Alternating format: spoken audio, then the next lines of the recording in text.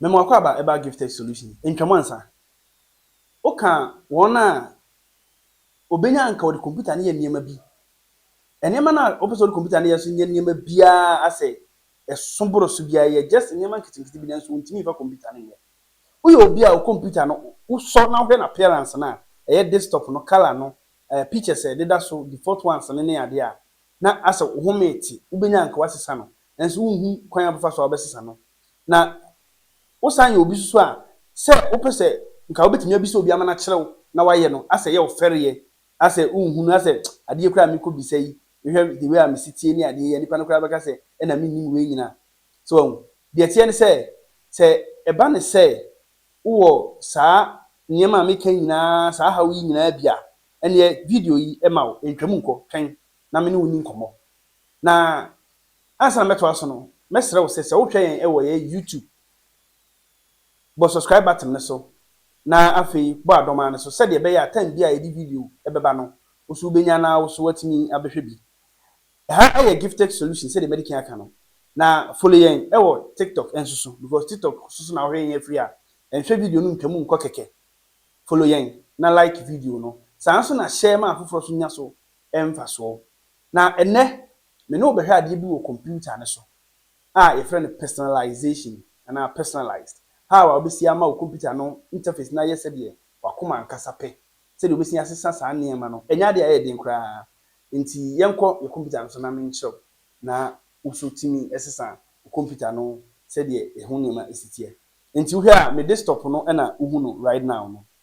de tie ne se me ba me desktop no so a ohun se nice pictures na wo so a etwague sa picture yi every 1 minute bia na say every seconds bia na esesa e ma foforo ba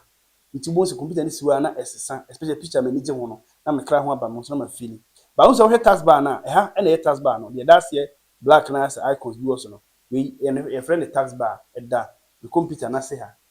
oh e da me computer na se wo ha se nti eno no uye no free ho a e na ye me desktop na pictures wo no e na ye me start menu okay now so opese wo sekra te se de me wo se picture dam de so fefe ya esisan wo so wo yebia de wo be ne se wo be right click wo desktop no so na wa ba ha personalized wo ba ha first one ade obetimi asane your background nti se background no opese wo di picture ba ko pe na ya wo ba ha wo click picture no so a wo timi select one picture pe na sa picture no abaye wo background picture sa nso na wo betimi de color nko a keke wo select color wo pe ntubo se obeba o desktop no na sa color no na ye background no na nti sa so a obetimi ayisu eye slideshow no ma utimi di pictures ahodro bebere kabom na fe di picture no esesa ebi iko na ebi ba de tie ne se so opesa wo ye ne se a obeba ha na obo browse ne so a wo hu sa camera roll ho na me pictures no ba ebetimi abasa wo pictures no download ana wo desktop okay ba bia o picture no wo no navigate ko ho ukoduru sa folder na picture no gumu na select na bebo sa choose this folder na e wo hai uchu so a afei bradam obadam ba kwa obo so see choose change picture every 1 minute 10 minutes 30 minutes 1 hour 6 hours 1 day nti me my no 1 minute nti every 1 minute bia no twini na be se na bas na mu we di picture na mo desktop no so now obetimi aba ha na ware shovel o pictures no na the pictures no endidi so ebetimi aswitch na asesa na randomly sa so na obetimi akase se o laptop no cool battery still na any slideshow because slideshow na eje power nti se o person obetimi turn off se de be ya se o machine no ana se o laptop no cool battery desktop no ensesa na se de o person picture na ensim fix o screen so obetimi asesa we o sesa bia e wo effect a de be ma o nti obetimi asesa o hu se we ya amuamuama ya eketoa nti obetimi asesa unya na se de o pa na afei wagyae ne saa nti that is kwanya obetimi afa so asesa o desktop background no ana obema image aye slider ana say image na sesa ne ho e wo desktop eno susu uye no free ho a utimi sesa ahosuo no for the whole interface of my desktop that include the taskbar start menu any niam mehu e wo me computer ne so nyina no ubetimi asesa no wo ho nti de obeye ne se wo ba ha na wo bo ha na wo se esesa picture no e wo ha e de ma wo color no nti esa color na bo se de o computer ne so nyina color nyina besesa na amachi ama kama sa nso na metumi apeke red color no na red color no so asesa ama me red color nti color a wopɛ color wani gye ho no wotimi sesa ma wo computer interface no ɛbɛyɛ saa ɛna wotimi sesa wo lock screen ti sɛ wo lock computer na kwan bɛ na ko so bɛ lock computer wo bɔ control window key plus L keyboard this one lock screen no nti e bia metimi computer ho yɛ adwuma mpɛ sɛ me sɔre kɔ baabi metimi abɔ na lock but me lock na me pɛ sɛ pictures show wo so ɛno so no the same way sɛ de yɛ desktop background na no wotimi use Windows spotlight ɛno Windows na pick image no na show ana sɛ wobetimi use picture ba ko pɛ ana wobetimi ayi slide show na wa ba ha be select folder kro na wopɛ sɛ slide show no emfiri mu mra nti sɛ pɛ sɛ me yɛ slide show no answer maba ha ma picking folder use this folder and then I'll be able to set slideshow no kama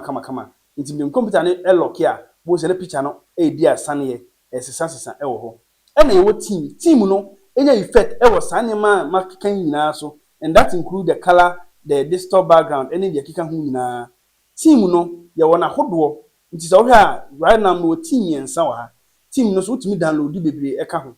nti se me ba ha na me bo Windows 10 a asesa me team na mame se me bo we so a asesa me team na mame nti team no ade a obetimi asesa no obetimi so use custom team that is the team a eni wo computer no so ma na yeye mbaja ati ase nti obetimi asesa wo team no se de opa bia by selecting some of these so we need team ni bi wo so a utimi eba Windows Store and I say Microsoft Store na wa be search for team ni bi na wa download e wo ho na wa use nti se me ba ye no ama me teams ni bebre e wo ha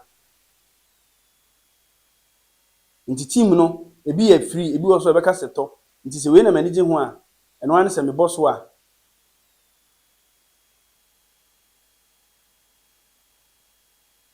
na fe ma scroll up down na ma click on get nti bon say team no e be download na I install e wo me computer na so ama me fefefe se de be ya metimi e de asesa me desktop no aye ne se de me pe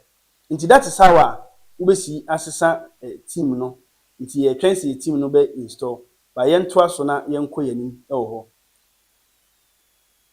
won se me team no e download ye ba beka team a wo hu wo ha yi ho nti me team no guso a e download ye hwe se de bisi akọ nti team no de otumi download bebre especially se wo internet a betumi download team ahodo bia na wasesa team no se de ope no na uyi team ni free ho a obetumi so ayisu eye start oba ha hasiso ye settings a otumi de modify wo startup no nti me startup na nie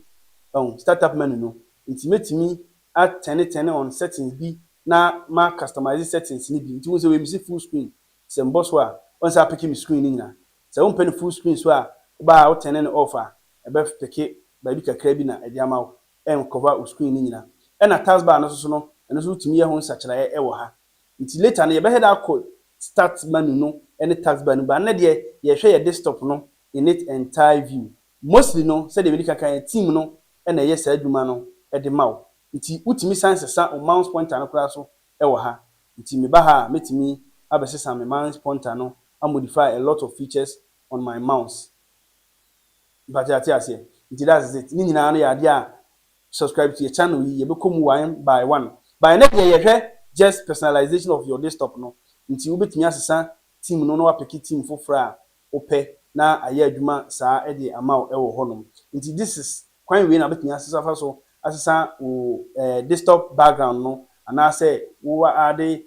image to your desktop background ana say wo lock screen no na atimi aboa e wo ho ye tie ne say ye besan enche ye besan aye another tutorial ye be kire taskbar no start menu no any mouse no keyboard like nyama bebre na ye be kire e wo yen platform yi so nti say wani je ho say opese woni tu sa na mo na usua nyama bebre e fa kwan afa so betimi use computer no ama wanka say woni age ahu say usua nyama nkitikiti bia e improve say de usi use computer na ene na message say subscribe to your channel yi e wo YouTube na click adoma no so ana say follow yen wo TikTok ana say like yen